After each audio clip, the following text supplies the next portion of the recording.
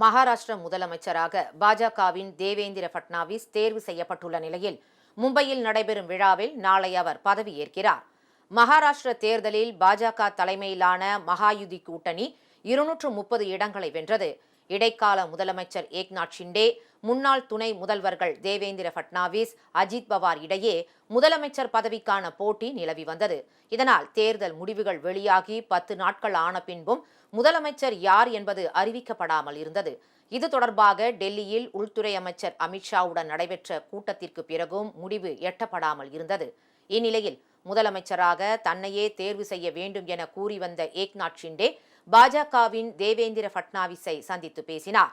இதனைத் தொடர்ந்து மும்பையில் நடைபெற்ற பாஜக உயர்நிலைக்குழு கூட்டத்தில் தேவேந்திர பட்னாவிஸை முதலமைச்சராக தேர்வு செய்வது என முடிவு செய்யப்பட்டது.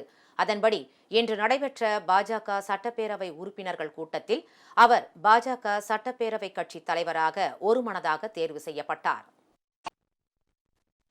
पार्टी के नेता के रूप में घोषणा करता हूं और नेता घोषित करता हूं.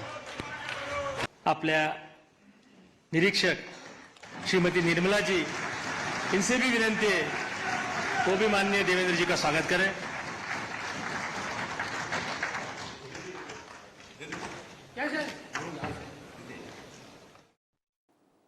இதனைத் தொடர்ந்து நாளை புதிய அரசு பதவியேற்பு விழா நடைபெறுகிறது. இதில் தேவேந்திர பட்னாவிஸ் முதலமைச்சராக பதவியேற்கிறார். துணை முதலமைச்சர்களாக ஏக்நாத் ஷிண்டேவும் அஜித் பவாரும் பதவி ஏற்பார்கள் என்றும் தகவல் வெளியாகியுள்ளது.